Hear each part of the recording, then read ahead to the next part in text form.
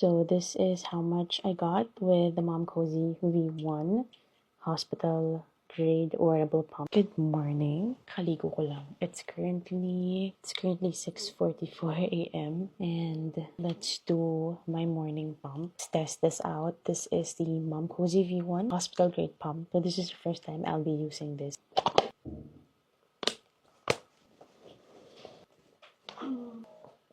Again, this is the first time I'm using this.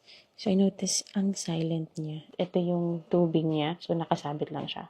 So, I can still move around while still using a hospital-grade pump. Very convenient. So, I set the timer ng 15 minutes. I'm expecting less output dito sa left kasi dito nag-latch si baby kanina and more output dito sa right kasi hindi pa siya nag-latch dyan. Medyo heavy na yung right. So, feel ko mas maraming lamang milk yan. So, we'll see later. So, we're done with my 15 minutes.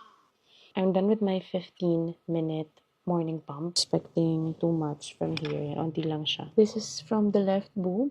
As expected, onti lang siya kasi nag-latch na si baby sa left boob ko kanina. So, as expected, this one is from the right boob. Mas marami siya. 122 ml or like 4 ounces. This is how much milk I got. I'm gonna transfer it dito sa bottle that comes with my Mom Cozy cooler.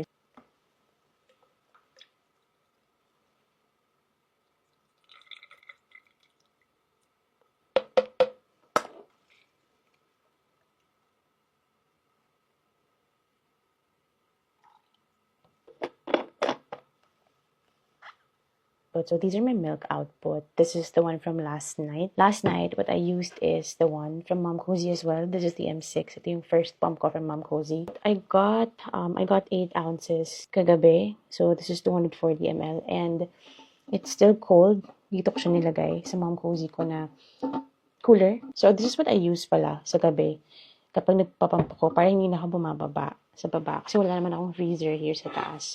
Kasi I'm still 2 weeks, magto 3 weeks postpartum and hindi pa ako masyadong pinapayagan ng OB ko na umakyat baba sa stairs. So, nililimit ko talaga yung pag-akyat baba ko ng stairs. Kaya, this is really very handy to keep the milk good overnight. And then sa morning, pagbaba ko, tsaka ko siya ibabag. So, everything is safe in here.